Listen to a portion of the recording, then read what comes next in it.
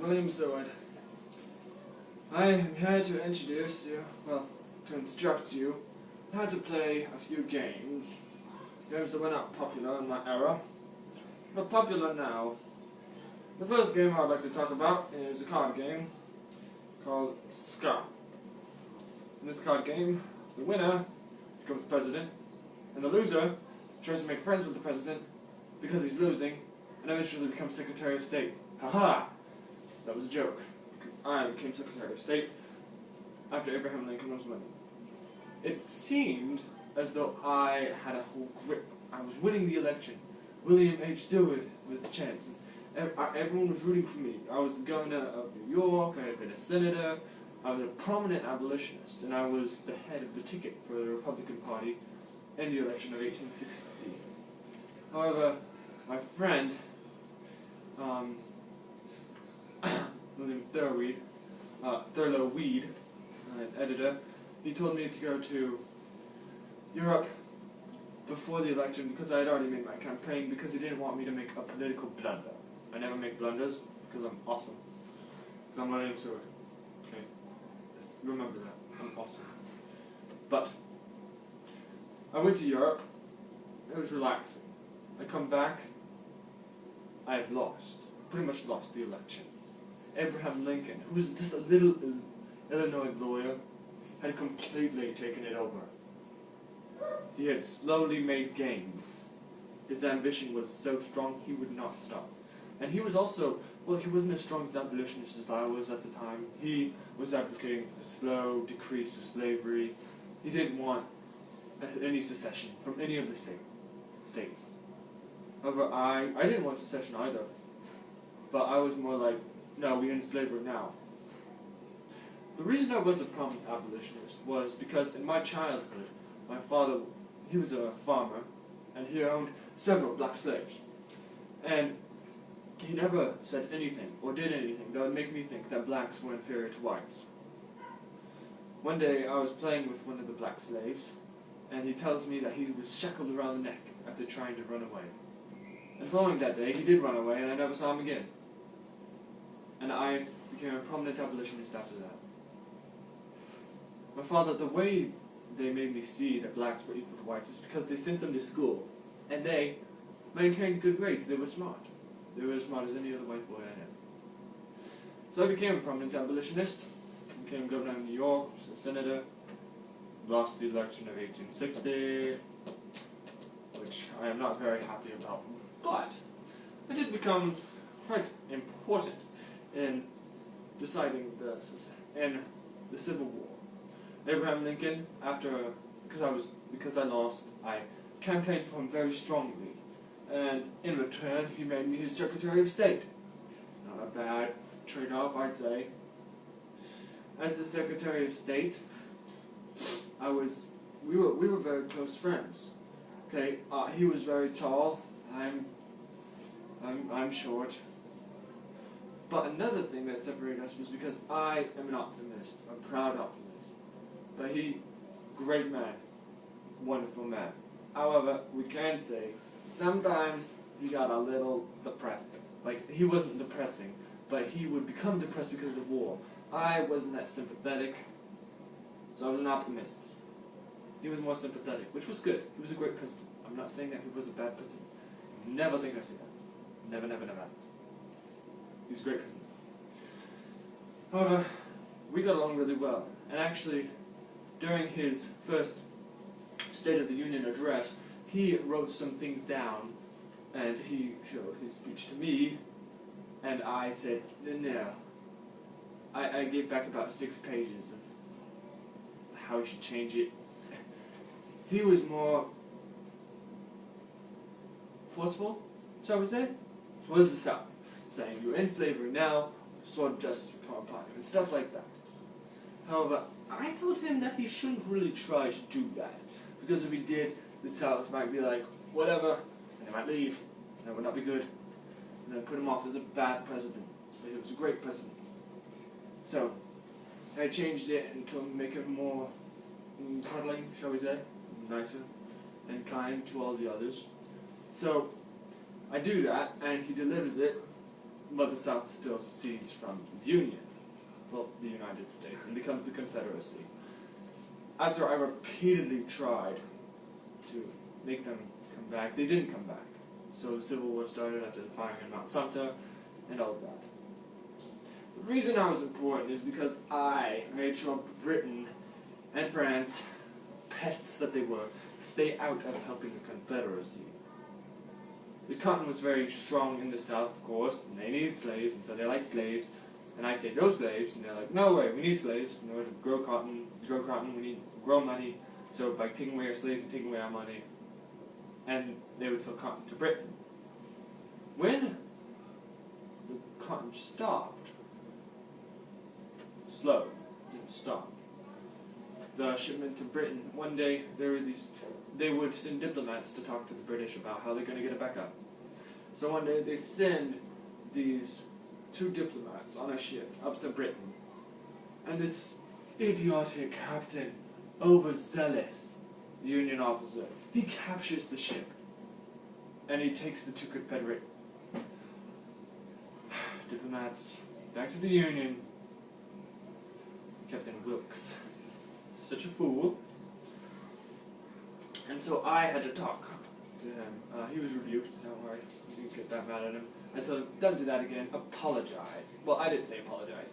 Britain wanted them to apologize because it felt like we were invading their neutrality. But just between you and me, Britain needed some neutrality invading. They were being very, very, very annoying, saying, we're going to help the Confederacy. And I was like, don't you dare help the Confederacy. They're pretty much our states, but they're rebellious because they're like teenage states, and they're like, oh, we don't want this, but we do. No. Exactly. So that was very unofficial. I didn't say that. However, on the day that President Lincoln, I need to say this before we go anywhere else. I am like the Chuck Norris of the 19th century. Want to know why? I was hit by a carriage twice. I got stabbed in the face, in the chest, and I lived. But I died later because I'm not immortal, but yeah. One of the things that set me off in the beginning of my political career was the William Freeman case. William Freeman, he was a crazy black slave, and once he was set free, he murdered 4 white people. They were going to hang him, kill him, but I decided no, not to, because he was insane. And insanity, which was fairly new at the time, was my strongest base, and I tried to go off of it in order to say, no, do not kill this man, he's insane. However, my first attempt at this was not good because they eventually revoked it and sentenced him to death. However, the press spread across the country, and everyone was like, give him a second trial. So they were going to give him a second trial, but William Freeman died in prison. In a way, it was a defeat, but in a way, it was a win. It was a win because I was able to use insanity plea and show that all black people aren't bad. It was a lose because he died. Oh, he's not the only one who died. Sadly, Abraham Lincoln was assassinated by John Wilkes Booth, who originally planned to kidnap him, but that didn't work out, so he assassinated him, the dirty coward. At the same time, Henry Lowell was sent to kill me. However, being Chuck Norris of the 19th century, I lived. Here's how the scene played out. He knocks on my door. My son answers the door. He says he has an important message for me. And my son's like, no you don't. It's like super late at night. He says, yes I do. My son says, no you don't. Yes I do, no you don't. Yes I do, no you don't. And then finally he tries to shoot my son. But my son dodges it, like this epic battle scene. My son gets hit on the head with a gun. And Henry Lowell zooms up the stairs where I'm recovering from an illness. I'm in there in my bandages, just laying down. My illness mixed with my carriage accident. It's complicated.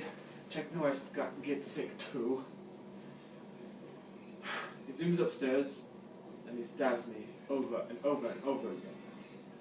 My son tries to pull him off, but he won't go. And then finally he zooms downstairs. Buddy gets captured after trying to ride away on a horse, and he's eventually killed. Thank goodness. You don't want people like that running around this great country. I recovered. However, Abraham Lincoln did not, as you all will know. I went on, continued as Secretary of State, after the states came back together. I was very key in that because I made sure that there was peace between us. And I brought the Union back together. I was very important. I was second most important, if not as important as Abraham Lincoln in ending the Civil War. However, after the Civil War, I was elected president under not president. Never did I become president. I was elected Secretary of State under President Johnson. One of my main things during that election was that I bought Alaska, which is super big. It's really big. It was owned by Russia at the time. They offered to us previously, before the Civil War, but we were kind of busy with the Civil War, and so we weren't able to buy it. But afterwards, they retook the offer. We retook the offer, and I snatched it really fast. I said, okay, we'll take that, and I bought it in March of 1867. The reason the Russians sold it was because the war was going on, the Crimean War, and it was messy with them, and they knew they had natural resources, but they didn't have the manpower to go there and harvest their natural resources. However, I bought it, and people named it Seward's Icebox. You know, I was thinking of naming it Sewardville, but that sounds a little strange, and we eventually stuck to Alaska. People started calling it Seward's Folly. One of the worst decisions I ever made. Wonder why? It's because we didn't do anything with it. It's like buying this deck of cards and then setting it here for like 40 years. However, we did protect it with the US military and Navy, but sometimes we didn't protect it at all because no one wants to go there because it's like Antarctica that you can buy with a lot of oil. But eventually, here during this World War II, the USA bought Alaska and we harvested natural resources and great producer of oil, great in America. Just a recap on my life. Well, the end of my life. My last words to my children were, love one another, and I passed away. A hero, and Secretary of State, 3 times, a senator, and a governor, and Abraham Lincoln's one of his closest friends. Mary Todd Lincoln didn't like me, but that's another story. I wasn't a very good womanizer, shall we say. I did marry though, don't worry about that.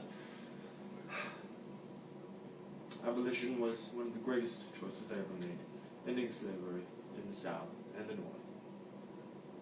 That was one of my greatest decisions, because I believe all men and women are equal. I mean, not women and men and women. The races, blacks and whites, are equal. My father, my mother made sure I knew that, and I grew up knowing that. I was proud to serve under Abraham Lincoln, very grieved to hear his passing, his assassination. For goodness sake, the dirty coward. I bought Alaska, and I'm proud of it. Although we are naming it Alaska, now Sewardville, or anything similar to that, because that sounds strange. No one wants to live there. Actually, they pay you to live there now. But that's another story. William Seward, signing off. Chuck Norris in the 19th century. A purchaser of Alaska. Secretary of State 3 times. New York governor. Abolitionist. Senator. Super awesome. Goodbye. Whatever. Oh, my coat. That's embarrassing. It's not cool. Chuck Norris didn't do that, but I did. I'm better than Chuck Norris because I did cool stuff besides martial arts.